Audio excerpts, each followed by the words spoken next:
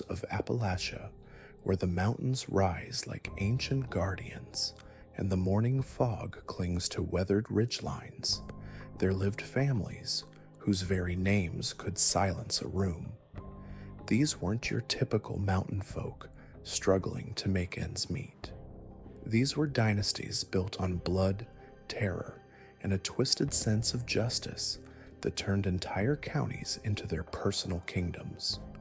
Today, we're venturing into the darkest corners of American history to uncover 9 families so ruthless, so calculating, and so utterly terrifying that even hardened lawmen would cross themselves before speaking their names aloud. So before you take comfortable, take a minute to like and subscribe, but only if you really like what I do here. Let me know in the comments, where are you tuning in from and what time it is for you? Picture this. It's 1889 and you're a traveling merchant following the old Cherokee trails through eastern Kentucky. The sun is setting, casting long shadows between the towering pines, and you need shelter for the night. You approach a cabin where smoke curls from the chimney, hoping for simple mountain hospitality. But as you draw closer, you notice something unsettling. The silence is too complete. No birds sing, no insects buzz. Even your horse grows restless, ears pinned back, nostrils flaring at some scent you can't detect. You're about to encounter something that will haunt these mountains for generations to come. See, what most people don't understand about Appalachian history is that for nearly a century, vast stretches of these mountains operated under their own brutal laws. Federal authority was a distant concept, state governments were weak, and local sheriffs either fled or joined the very families they were supposed to arrest. Into this lawless void stepped dynasties that would make the Italian mafia look like choir boys.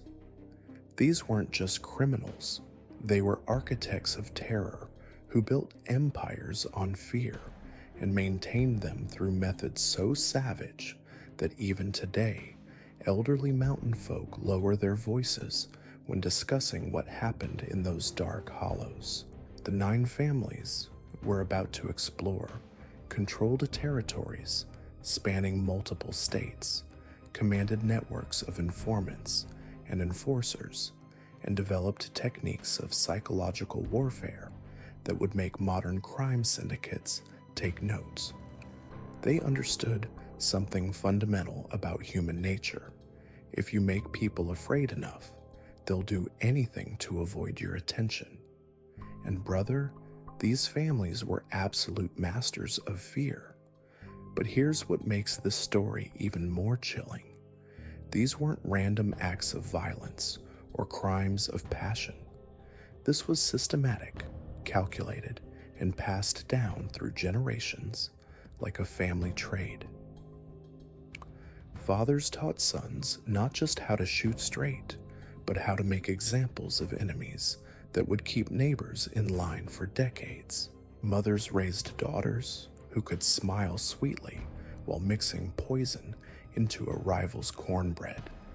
Children learned to track human prey through dense forest before they could properly read. What you're about to discover isn't just a collection of true crime stories. This is a hidden chapter of American history that reveals how quickly civilization can crumble when good people choose to look the other way. These families thrived because entire communities became complicit through fear, necessity, or simple survival instinct. They created feudal kingdoms in the heart of America, complete with their own courts, their own justice, and their own terrifying methods of maintaining order. 1. The Bloodworth legacy of Death Valley, Kentucky.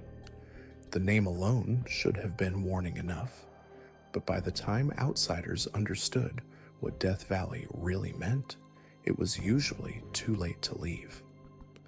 The Bloodworth family arrived in this remote corner of Breathitt County in 1876, led by patriarch Ezekiel Bloodworth, a man whose cold gray eyes and unnaturally quiet voice became legendary among those who survived encounters with him.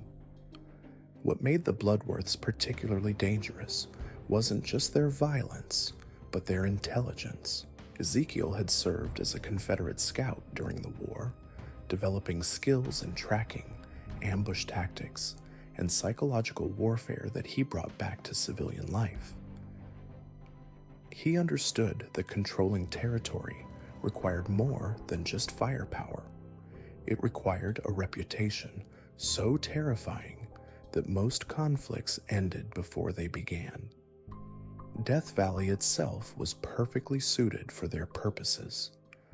The narrow hollow was accessible by only 2 mountain passes, both easily defended. The Bloodworths built their main compound at the valley's heart, surrounded by a network of smaller cabins housing extended family members and loyal followers. But the real genius of their operation lay in the warning system they developed. A series of strategically placed lookouts could spot approaching strangers hours before they reached the valley floor. By the time visitors arrived, the Bloodworths knew exactly who they were, where they'd come from, and what they likely wanted. The family's first taste of infamy came in 1879 when a federal tax collector named James Morrison ventured into Death Valley to investigate reports of illegal whiskey production. Morrison was an experienced man, a Civil War veteran who had dealt with hostile mountain folk before. He entered the valley on a Tuesday morning in September, riding a sturdy bay horse and carrying official papers from the Treasury Department. He was never seen alive again. 3 weeks later, Morrison's horse wandered into the town of Jackson, still saddled but riderless. Search parties formed, but no one was willing to enter Death Valley to look for him. Finally, the state militia was called in.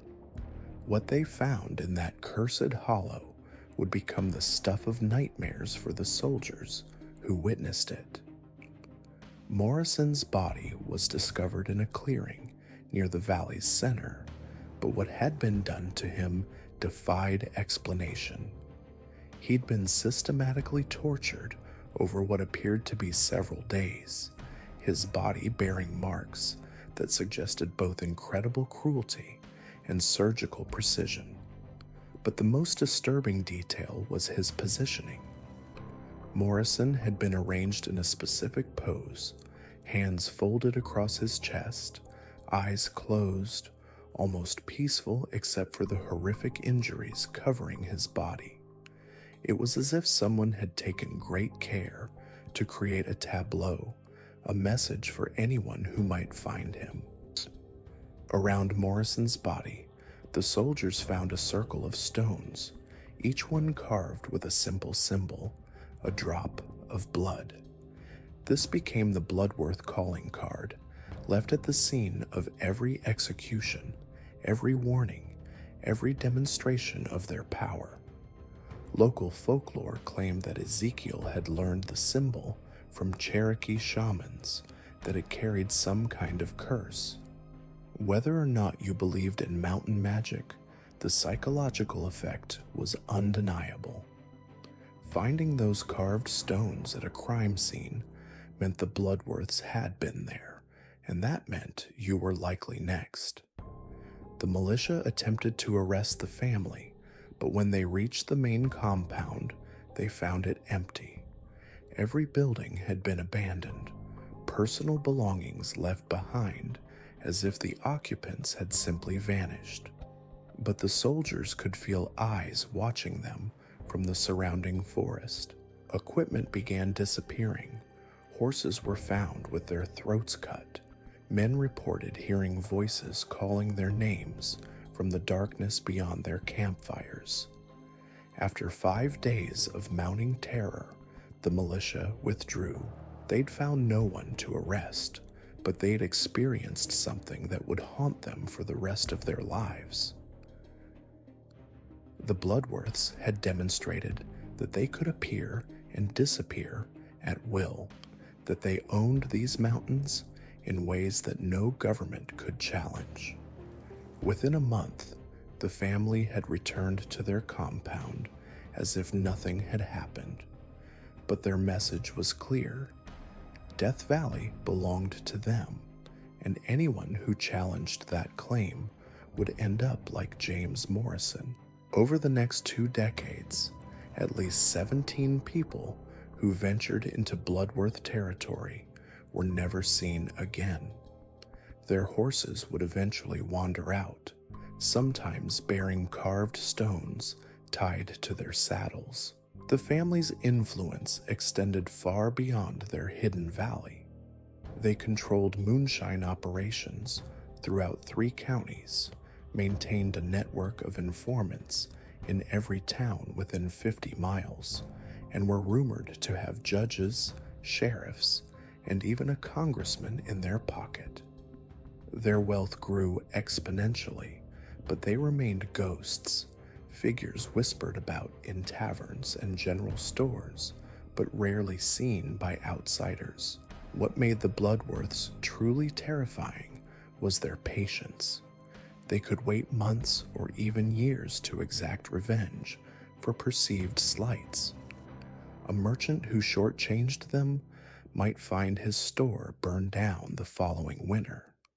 A lawman who got too curious about their activities might discover his family threatened in ways that left no evidence but maximum psychological impact.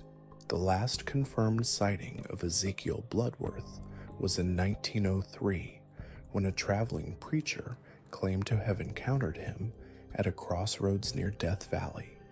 The preacher, a man named Reverend Samuel Hayes, described Ezekiel as unchanged by the passing years, still possessing those cold gray eyes and that unnaturally quiet voice. According to Hayes, Ezekiel had simply nodded and walked past, but the encounter left the preacher so shaken that he abandoned his ministry and left Kentucky forever. 2. The Grimm Clan of Widow's Peak, West Virginia. If the Bloodworths were masters of psychological warfare, the Grimm family elevated brutality to an art form. Their territory encompassed the treacherous slopes of Widow's Peak, a mountain so dangerous that even experienced climbers avoided it. The peak got its name from the number of women who had lost husbands to its unforgiving terrain, but locals whispered that the Grimms had contributed significantly to that grim statistic. The family patriarch, Matthias Grimm, stood 6 feet 7 inches tall and possessed a physical presence that could silence a room just by walking into it. His sons inherited not just his imposing stature, but his complete lack of empathy for human suffering. What set the Grimms apart from other mountain families was their methodology. They didn't just kill their enemies, they turned murder into theater, creating spectacles so horrifying that witnesses would never forget what they'd seen. The Grimms' reign of terror began in earnest in 1884 when they eliminated a rival family, the Harpers, who had been competing for control of the region's timber rights. The Harpers were well armed and experienced fighters, but they made the fatal mistake of underestimating Matthias Grimm's tactical brilliance. The Grimms didn't attack the Harper compound directly. Instead, they began a campaign of psychological warfare that lasted 3 months. First, Harper livestock began disappearing, not all at once, but 1 or 2 animals at a time. Then family members started finding strange objects on their property. Dead ravens arranged in geometric patterns, children's toys covered in what appeared to be blood, mirrors shattered in ways that created disturbing reflections. The Harpers armed themselves and posted guards, but the incidents continued. The psychological pressure reached its peak when Sarah Harper, the family matriarch, discovered her own wedding dress hanging from a tree near the family cemetery. The dress had been torn and stained, but most disturbing was the note pinned to it. Soon. That single word, written in what appeared to be dried blood, broke the family's resolve. 3 days later, the Harpers attempted to flee their mountain home under cover of darkness. They never made it past the first ridge. The Grimms had anticipated their escape route and prepared an ambush so thorough that it became the stuff of local legend. When search parties finally found the Harper family, they discovered a scene that defied comprehension. The bodies had been arranged in a grotesque tableau, positioned to tell a story of the family's final moments. But the Grimms weren't finished. They left the bodies exactly as they'd arranged them, allowing word to spread throughout the region about what had happened to the Harper family. The message was clear.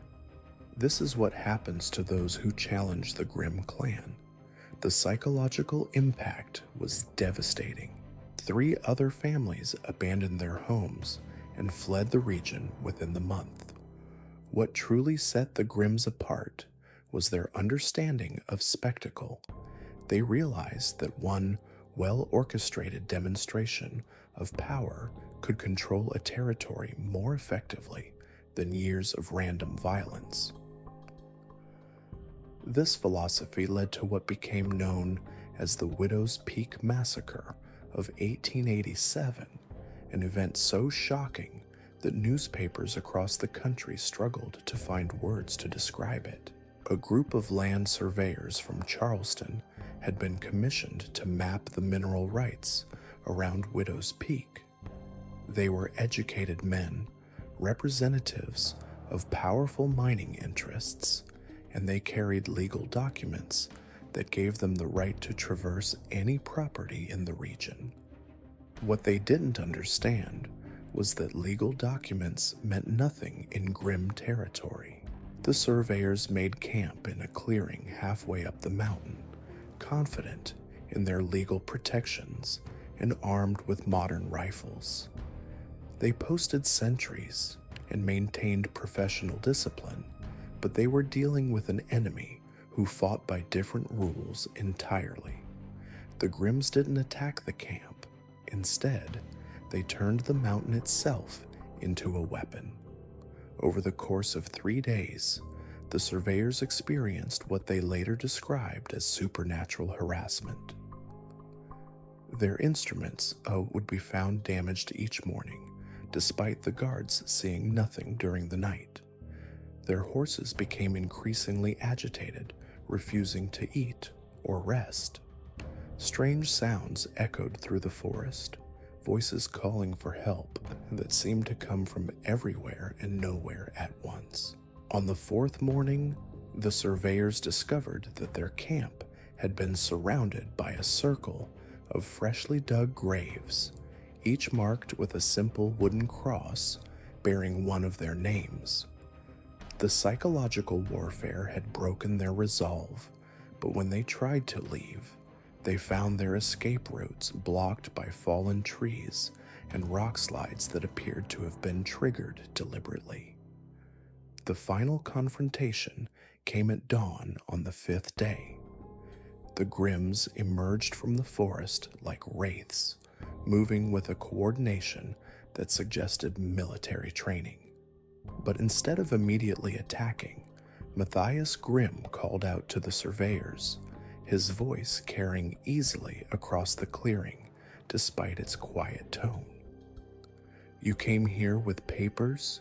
he said, his massive frame backlit by the rising sun. "Papers that say you own what's mine.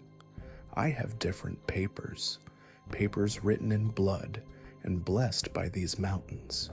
Your papers mean nothing here. What followed was less a battle than an execution. The Grimms had positioned themselves perfectly, turning the surveyor's own camp into a killing ground. But they didn't simply shoot their enemies. Each surveyor was killed in a different manner, their bodies arranged to create a narrative that would terrorize anyone who discovered the scene. The surveyor, who had been the most vocal about his legal rights, was found with his mouth stuffed full of the very documents he'd been carrying. Another, who had boasted about his marksmanship, was discovered with his own rifle broken over his head. The youngest member of the team, barely out of college, was positioned as if he were still taking measurements, his instruments carefully arranged around his body. But the masterstroke was what the Grimms did with the survey equipment.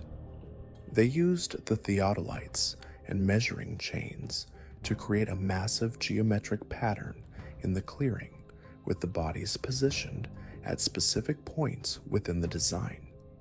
From above, it looked like some kind of ritual sacrifice, a message written in human flesh that could be read from the mountain peaks. The discovery of the massacre sent shockwaves through the state government. The mining companies demanded military intervention, but the terrain around Widow's Peak made conventional military operations nearly impossible. The Grimms had chosen their territory well, occupying a natural fortress that could be defended by a handful of determined fighters against a much larger force.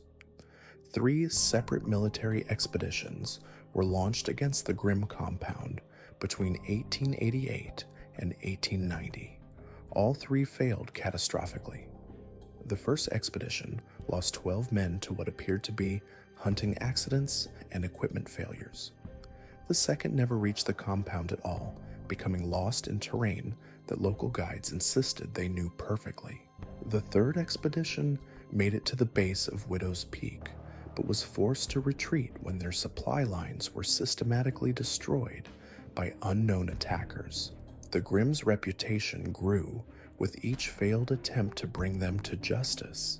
They became bogeymen, figures used to frighten children and explain unexplained disappearances. But they were also seen as symbols of mountain independence, proof that the federal government couldn't impose its will on determined mountain folk. Their influence extended through a network of fear and respect that reached into every county in southern West Virginia. They controlled not just illegal activities like moonshining and gambling, but legitimate businesses as well. Timber companies paid them protection money. Railroad construction crews hired them as security. Even churches made donations to ensure their congregations remained safe. The family's methods evolved over time, becoming more sophisticated as they learned from each confrontation.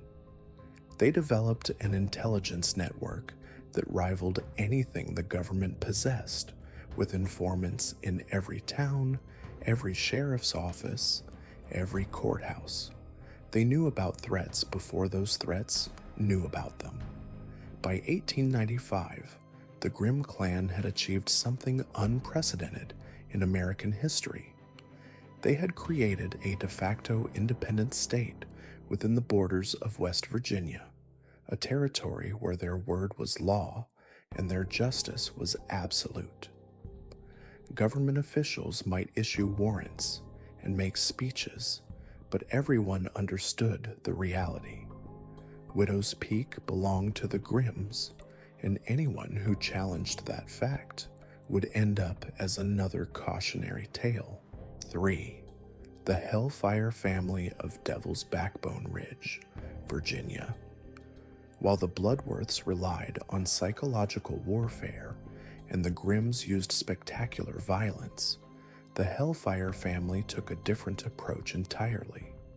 They understood that the most effective way to control people was to control their souls.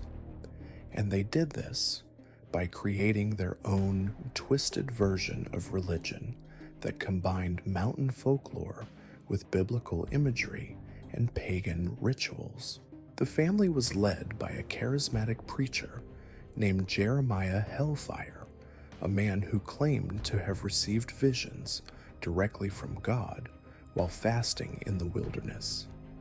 His sermons were legendary, drawing crowds from hundreds of miles away who came to hear him speak about salvation and damnation with equal fervor. But those who stayed after the public services discovered that Jeremiah's private teachings were far darker than anything he preached from the pulpit. Devil's Backbone Ridge was perfectly suited for the family's purposes. The narrow, winding ridge was accessible only by a single, treacherous path that could be easily defended. The Hellfire compound sat at the ridge's highest point, a collection of buildings that seemed to grow organically from the rock itself. At the center stood a massive wooden structure that served as both church and courthouse, where Jeremiah held services that lasted from sunset to dawn. What made the Hellfire family particularly dangerous was their ability to attract followers.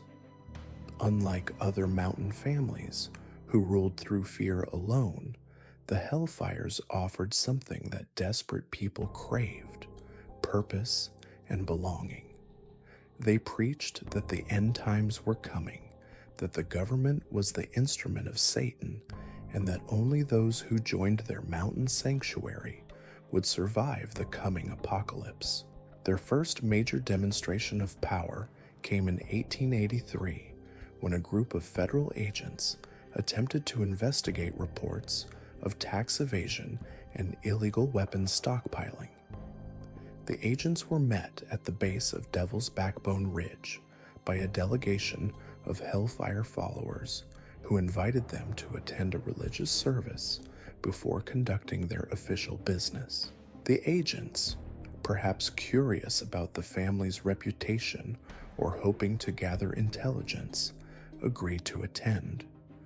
What they experienced during that service would haunt them for the rest of their lives. Jeremiah Hellfire preached about the sanctity of the mountain, about how government interference was a sin against God's natural order. His sermon built to a crescendo where he called upon divine judgment to strike down the enemies of the faithful. At that moment, as if on cue, one of the federal agents collapsed, convulsing as if struck by lightning. The other agents rushed to help their colleague, but the assembled congregation began chanting in what sounded like unknown languages. The stricken agent's convulsions grew more violent, and foam began pouring from his mouth as he screamed about seeing demons and fire. Whether this was mass hypnosis, poisoning, or something else entirely, the psychological effect was devastating. The other agents fled down the mountain path, carrying their unconscious colleague and spreading word that the Hellfire family possessed supernatural powers. The agent who had collapsed never fully recovered, spending the rest of his life in and out of mental institutions, babbling about mountain devils and holy fire. This incident established the Hellfire family's reputation as something beyond mere criminals. They were seen as practitioners of dark magic, people who could call upon forces that normal law enforcement couldn't combat. This reputation attracted both followers and enemies, creating a polarized situation where people either worshipped the family or feared them absolutely. The family's influence grew through a combination of religious fervor and calculated violence. They established satellite communities throughout the Virginia mountains, each one centered around a charismatic preacher who claimed to speak for Jeremiah Hellfire. These communities served as early warning systems, intelligence gathering posts, and recruitment centers for the main compound. But the Hellfire family's true genius lay in their understanding of human psychology. They knew that people who felt abandoned by society, who had lost faith in government and traditional religion, were desperate for something to believe in. They offered these people a sense of purpose, a community that would accept them regardless of their past, and a promise of salvation that required only absolute loyalty. Their recruitment methods were sophisticated for the time. They sent missionaries into mining camps and logging towns, seeking out men who had been injured on the job or families who had lost everything to company exploitation. They offered these people healing, both physical and spiritual, in exchange for joining their mountain sanctuary. The healing ceremonies were elaborate affairs that combined elements of Christian baptism, Native American sweat lodges, and what appeared to be ancient pagan rituals. Participants were given mysterious potions that induced visions and profound emotional experiences. Many emerged from these ceremonies convinced that they had been touched by divine power, that Jeremiah Hellfire was truly a prophet sent by God. But there was a darker side to the Hellfire family's operations. Those who tried to leave the community often disappeared, and their fate served as a warning to others who might consider abandoning the faith. The family maintained a strict hierarchy where questioning Jeremiah's authority was considered blasphemy, punishable by methods that were described as spiritual purification, but looked suspiciously like torture. The compound itself became a fortress of faith, surrounded by followers who would die before allowing outsiders to threaten their spiritual leader. They developed their own economy, their own laws, and their own justice system that operated completely outside the authority of the Virginia government. When conflicts arose with neighboring communities, the Hellfire family would send delegations of their most devoted followers to negotiate, people so completely convinced of their righteousness that they were willing to die for their beliefs. This religious fanaticism made them incredibly dangerous opponents. When the Virginia State Police attempted to serve warrants on the compound in 1889, they found themselves facing not just armed resistance, but true believers who saw death as martyrdom. The confrontation lasted 3 days, with Hellfire followers singing hymns while exchanging gunfire with law enforcement. The siege ended when Jeremiah himself emerged from the compound, claiming that God had told him to spare the officers' lives this time, but warning that future interference would bring divine wrath. The psychological warfare was brilliant. By positioning their violent resistance as religious persecution, the Hellfire family gained sympathy from other mountain communities who saw government interference as an attack on their way of life. Newspapers across the South picked up the story, portraying the family as religious martyrs standing against federal tyranny. This media attention brought them new followers and financial support from unexpected sources. What made their operation truly insidious was how they used children. The Hellfire family understood that controlling the next generation was key to long-term survival. Children born on the compound were raised to believe that the outside world was evil, that their mountain sanctuary was the only safe place on earth. They were taught to fight, to lie to outsiders, and to die for their beliefs if necessary. These children became the family's most effective weapons. They could move freely through surrounding communities, appearing innocent while gathering intelligence about law enforcement activities, political developments, and potential threats. They were trained to memorize conversations, to recognize faces, and to report back to the compound with detailed information that allowed the family to stay one step ahead of their enemies. The compound's educational system was a masterpiece of indoctrination. Children learned to read using only religious texts approved by Jeremiah Hellfire. They studied history through the lens of religious persecution, learning that every conflict was a battle between good and evil, with their family representing the forces of righteousness. Mathematics was taught through biblical numerology. Science was filtered through religious doctrine that portrayed the natural world as evidence of divine power. By 1895, the Hellfire family had created something unprecedented, a fully functioning theocracy within the borders of the United States. They had their own courts, where religious law superseded civil law, their own military force of fanatical followers, and their own economy based on donations from supporters and profits from various illegal enterprises hidden behind religious activities. Butsuru, the Ravencroft dynasty of Blood Mountain, North Carolina. If the previous families were monsters, the Ravencrofts were something far worse. They were intelligent monsters. Led by the brilliant and utterly ruthless Dr. Cornelius Ravencroft, this family combined medical knowledge with systematic torture to create a reign of terror that lasted nearly 4 decades. Dr.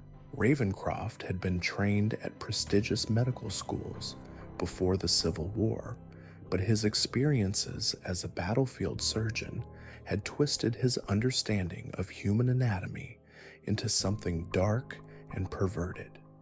He understood exactly how much pain the human body could endure, how to keep someone conscious during unspeakable procedures, and how to make death last for days rather than minutes. Blood Mountain got its name from the reddish iron ore that stained the rocks, but locals whispered that the color came from a different source entirely. The Ravencroft compound was built around a natural cave system that the family had expanded into an underground complex. The main house sat innocuously on the surface, appearing to be nothing more than a well-appointed mountain home. But beneath the floorboards lay chambers that would have impressed the Spanish Inquisition. The family's first taste of notoriety came in 1878 when they eliminated a group of revenue agents who had been investigating illegal whiskey operations in the region. But instead of simply killing their enemies, the Ravencrofts turned their deaths into a scientific experiment. Each agent was subjected to different methods of torture, with Dr. Ravencroft carefully documenting the results in detailed medical journals. These journals, discovered decades later, revealed a mind that had completely divorced itself from human compassion. The doctor wrote about his victims with the same clinical detachment he might have used to describe laboratory animals. He recorded their vital signs during torture sessions, noted their psychological responses to different stimuli, and developed increasingly sophisticated methods of inflicting pain while keeping his subjects alive. The Ravencroft family understood that their reputation was their greatest weapon. They made sure that just enough details about their methods leaked out to terrorize the surrounding population while keeping the full extent of their activities secret. Stories spread about people who had crossed the family being found days later, still alive but changed in ways that defied explanation. Local doctors began reporting patients who had survived encounters with the Ravencrofts, people who bore surgical scars that seemed to serve no medical purpose. These survivors spoke in whispers about underground chambers filled with medical equipment, about procedures that seemed designed to explore the limits of human endurance rather than to kill quickly. The family's influence extended through a network of fear that reached into every profession. They had lawyers who would never prosecute them, judges who would never convict them, and doctors who would never treat their victims. The medical community was particularly terrified of Dr. Ravencroft, who had developed techniques that seemed to blend legitimate surgery with medieval torture methods. What made the Ravencrofts particularly dangerous was their patience and planning. They would spend months studying their targets, learning their routines, their weaknesses, their deepest fears. When they finally struck, it was with surgical precision that left no room for escape or resistance. The family maintained detailed files on hundreds of people throughout the region, documenting everything from financial troubles to family relationships to health problems. This information was used to manipulate, blackmail, and ultimately control anyone who might pose a threat to their operations. Their underground complex grew over the years, expanding from a simple cave system into a sophisticated facility that included laboratories, holding cells, and operating theaters. The family had created their own private hell beneath the mountain, a place where they could conduct their experiments without interference from the outside world. 5. The Shadowmere Cult of Moonless Hollow, Tennessee. The Shadowmere family took a different approach to establishing their mountain kingdom, one that combined elements of organized crime with occult practices that seemed to tap into something genuinely supernatural. Their territory, known as Moonless Hollow, was a place where the sun never seemed to shine properly, where shadows moved independently of their sources, and where visitors reported experiencing phenomena that challenged their understanding of reality. The family was led by a mysterious figure known only as Mother Shadowmere, a woman whose age seemed to fluctuate depending on who was looking at her. Some witnesses described her as a beautiful young woman with hypnotic eyes. Others saw an ancient crone with skin like weathered leather. Most disturbing were the reports from people who claimed to have seen her transform between these different appearances during the same conversation. Moonless Hollow itself was a geographical anomaly, a deep valley surrounded by peaks that seemed to block out sunlight, even at midday. The few scientists who attempted to study the area reported compass readings that made no sense, temperature fluctuations that defied explanation, and electromagnetic disturbances that rendered their instruments useless. The Shadowmere family had discovered something in that hollow, something that gave them power over the natural world in ways that science couldn't explain. They used this power to create a cult that attracted followers from across the country, people who came seeking answers to questions that conventional religion couldn't address. Their recruitment methods were subtle but effective. They would send members to cities and towns throughout the South, seeking out individuals who had experienced tragedy, loss, or spiritual crisis. These recruiters offered comfort, understanding, and most importantly, answers. They claimed that the Shadowmere family possessed ancient knowledge that could heal any wound, solve any problem, and provide any form of revenge. New converts were brought to Moonless Hollow for initiation ceremonies that combined elements of various religious traditions with practices that seemed to predate recorded history. These ceremonies took place during the new moon, when the darkness in the hollow was absolute. Participants reported experiencing visions that felt more real than waking life, encounters with entities that claimed to be ancient spirits, and transformations that left them fundamentally changed. The family's power seemed to grow with each new convert, as if they were tapping into some kind of collective energy that increased with the size of their following. They developed abilities that witnesses described as miraculous, healing the sick, predicting the future, and most terrifyingly, striking down their enemies from impossible distances. Local law enforcement was completely baffled by the Shadowmere family. Officers who attempted to investigate their activities would find themselves lost in terrain they knew perfectly, their equipment failing at crucial moments, their memories becoming unreliable. Several deputies reported experiencing nightmares so vivid that they couldn't distinguish them from reality, dreams filled with images of the Hollow and the family's mysterious ceremonies. The family's influence extended through networks that seemed to operate on multiple levels simultaneously.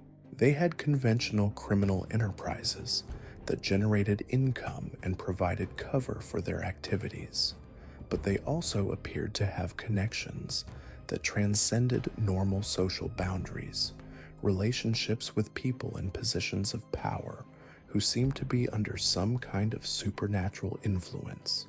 Politicians who opposed the family would find themselves plagued by scandals that destroyed their careers.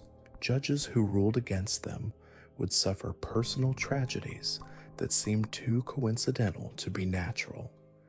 Business leaders who refused to cooperate would discover that their ventures failed for reasons that defied logical explanation. The Shadowmere family's methods were as mysterious as their origins. They seemed to prefer psychological warfare to physical violence, breaking their enemies' spirits rather than their bodies. But when they did resort to violence, it was with techniques that left investigators completely baffled. Bodies would be found in impossible locations, positioned in ways that suggested they had been killed elsewhere, and moved by methods that left no trace. The causes of death were often unclear, with autopsy results that contradicted physical evidence and witness testimony that made no logical sense. What made the Shadowmere family truly terrifying was their apparent ability to manipulate reality itself. They could make people see things that weren't there, forget things that had happened, and believe things that were demonstrably false. They turned the very nature of truth into a weapon, creating a world where their enemies could never be certain of what was real and what was illusion. The family's compound in Moonless Hollow became a pilgrimage site for people seeking answers to questions that conventional society couldn't address. They came from all walks of life, grieving parents hoping to contact dead children, failed businessmen seeking supernatural assistance, criminals looking for protection that earthly law couldn't provide. But the price of the family's help was always higher than visitors expected. Those who sought their assistance found themselves bound to the Hollow in ways that made escape impossible. They became part of an extended network of followers who served the family's mysterious purposes, carrying out tasks that seemed unrelated to any conventional criminal enterprise. The Shadowmere family understood that true power came not from controlling territory or accumulating wealth, but from controlling the very nature of reality in the minds of their followers and enemies. They created a world where their word was not just law, but truth itself, where questioning their authority was not just dangerous, but literally unthinkable. By the late 1890s, the family had achieved something that defied conventional understanding. They had created a pocket of altered reality within the American landscape, a place where the normal rules of physics, psychology, and society simply didn't apply. Moonless Hollow became a gateway to something darker than anything the other mountain families had ever imagined, a place where the boundaries between the natural and supernatural had worn dangerously thin. 6. The Ironwood Cartel of Copper Ridge, Kentucky. While other families relied on fear, religion, or mysterious powers, the Ironwood family took a more pragmatic approach to building their mountain empire. They understood that money was the ultimate weapon, and they used it with surgical precision to corrupt, control, and ultimately own everyone who mattered in their region. The family was led by Magnus Ironwood, a man who had made his fortune in legitimate mining operations before discovering that illegal enterprises were far more profitable. But Magnus was no ordinary criminal. He had been educated at Harvard Business School and understood organizational principles that other mountain families had never imagined. The Ironwood operation was structured like a modern corporation, with clear hierarchies, specialized departments, and systematic record-keeping that would have impressed Wall Street executives. Magnus divided his territory into districts, each overseen by a family member who reported directly to him. They maintained detailed financial records, tracked market trends, and even conducted what amounted to business planning sessions to identify new opportunities for expansion. What made the Ironwoods particularly dangerous was their understanding of leverage. They didn't just bribe officials, they made those officials dependent on Ironwood money for their survival. Sheriffs found their departments funded by anonymous donations that always seemed to arrive just when budgets were tightest. Judges discovered that their children's education was being paid for by mysterious benefactors. Politicians learned that their campaigns were supported by networks of donors who all seemed to have connections to Copper Ridge. The family's financial web extended far beyond simple corruption. They owned banks, controlled shipping routes, and had investments in legitimate businesses throughout the region. When someone crossed them, the Ironwoods didn't send gunmen. They simply pulled the financial strings that could destroy a person's entire life without a single shot being fired. Their most devastating weapon was information. The Ironwoods maintained files on every person of importance in their territory, documenting debts, affairs, criminal activities, and family secrets. This intelligence network was so comprehensive that they often knew about threats before those threats knew about themselves. They could predict political elections, anticipate law enforcement actions, and manipulate market conditions with an accuracy that seemed almost supernatural. The family's compound reflected their sophisticated approach to criminal enterprise. Instead of a fortress, they built what appeared to be a successful mining operation, complete with legitimate workers, proper documentation, and regular inspections by government officials who had no idea what they were really looking at. The real business was conducted in offices that looked like corporate boardrooms, where decisions affecting thousands of lives were made with the same cold calculation used in legitimate business. 7. The Thornfield Syndicate of Skull Mountain, Virginia. The Thornfield family represented the evolution of mountain criminality into something resembling a modern organized crime syndicate. They had learned from the mistakes of previous generations, understanding that sustainable power required more than just violence or fear. They needed to become indispensable to the very society they sought to control. Led by the charismatic and ruthlessly intelligent Victoria Thornfield, the family had developed a business model that made them essential to the regional economy. They didn't just control illegal activities, they provided services that legitimate businesses couldn't or wouldn't offer. Need a problem solved quietly? The Thornfields had specialists.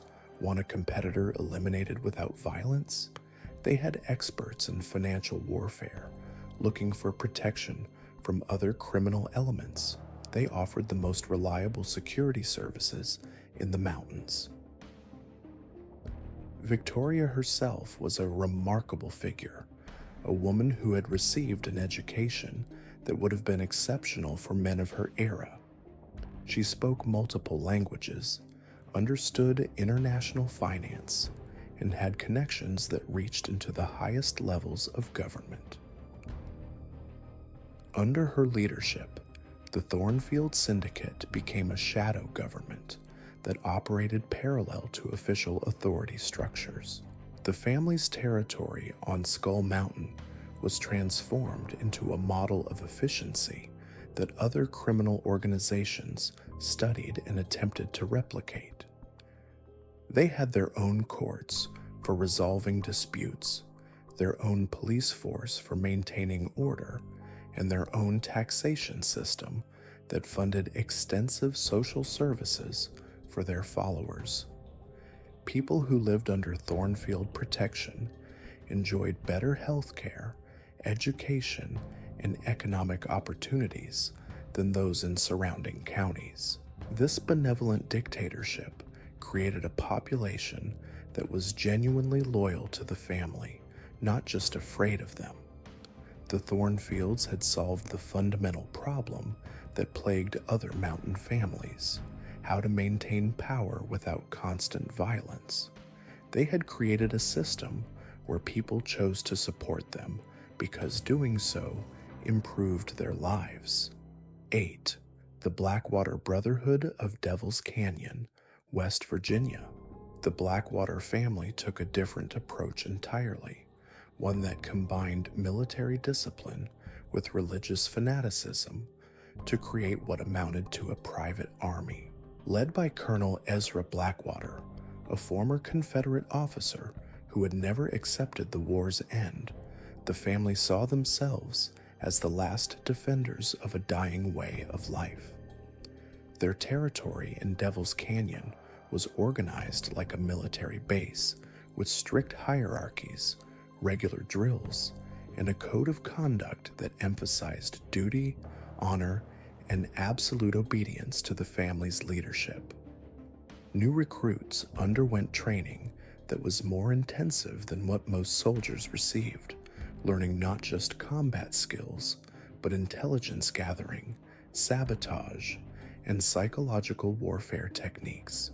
The Blackwater Brotherhood attracted former soldiers, displaced veterans, and men who felt abandoned by the changing world around them. They offered these recruits a sense of purpose, a cause worth fighting for, and a brotherhood that would never abandon them. In return, they demanded complete loyalty and unquestioning obedience to the family's military hierarchy. What made the Brotherhood particularly dangerous was their combination of military efficiency with criminal ruthlessness. They planned their operations like military campaigns, with detailed intelligence gathering, multiple contingency plans, and coordination between different units, but they were willing to use methods that no legitimate military would condone, targeting civilians and using terrorism as a tool of control. The family's influence extended through a network of veterans and sympathizers who shared their belief that the federal government was an occupying force that needed to be resisted. They had connections to similar groups throughout the South, creating a shadow network that could coordinate activities across state lines and share intelligence about government operations. 9. The Nightshade Covenant of Raven's Roost, Tennessee. The final family on our list represents perhaps the most disturbing evolution of mountain criminality. The Nightshade family had discovered that the most effective way to control people was to control their children, and they had developed techniques of psychological manipulation that turned their territory into a nightmare realm where childhood innocence was systematically destroyed. Led by the enigmatic figure known only as Father Nightshade, the family operated what appeared to be a network of schools and orphanages throughout the region. But these institutions were actually training facilities where children were taught to become perfect criminals, psychological weapons who could infiltrate any community and serve the family's purposes. The children raised by the Nightshade family were taught to appear normal, even exceptional, while hiding their true nature and purpose. They learned to manipulate adults, to gather intelligence, and to commit crimes that would never be suspected because of their age and apparent innocence. These children were placed in communities throughout the region where they grew up to become teachers, shopkeepers, and even law enforcement officers, all while secretly serving the family's agenda.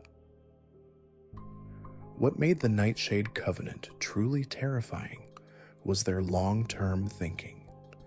They weren't just building a criminal empire. They were creating a shadow society that would outlast any individual leader or generation. The children they trained would grow up to train the next generation, creating a cycle of corruption that could continue indefinitely. The family's methods were so subtle that most people never realized they were being manipulated. Communities under Nightshade influence appeared normal, even prosperous, while gradually being hollowed out from within. By the time anyone realized what was happening, the family's agents were so deeply embedded in the social fabric that removing them would have required destroying the communities themselves. These 9 families represent a hidden chapter of American history that reveals how quickly civilization can crumble when good people choose to look the other way. They thrived in the isolation of the Appalachian Mountains, where federal authority was weak and local communities were vulnerable to those willing to use violence and fear as tools of control. Their legacies didn't end with their deaths or disappearances. The techniques they developed, the networks they created, and the corruption they spread continued to influence the region for generations. Some historians argue that their impact can still be felt today, that the distrust of government and law enforcement that characterizes many mountain communities has its roots in the brutal reigns of these criminal dynasties. But perhaps the most disturbing aspect of their stories is how they reveal the fragility of the social contract that holds civilization together. These families succeeded because they understood something fundamental about human nature, that most people will choose security over freedom, order over justice, and survival over principle when faced with genuine terror. The mountains still hold their secrets, and in the deepest hollows where the mist never quite lifts, old-timers still whisper about the days when certain names could silence a room and certain families ruled like kings. They remind us that the line between civilization and savagery is thinner than we'd like to believe, and that in the right circumstances, monsters can wear human faces and build empires that last for generations. So the next time you find yourself driving through those ancient mountains, when the shadows grow long and the fog rolls in thick, remember that you're traveling through a landscape shaped by blood and terror. The families we've discussed today are gone, but their influence lingers like a stain on the mountain air, a reminder that some hungers are never satisfied, and some darkness never truly dies. Which of these families left you most disturbed? Let me know in the comments below, and don't forget to subscribe for more hidden chapters of American history, because the truth is always stranger and more terrifying than fiction, and these mountains have more secrets than we could explain.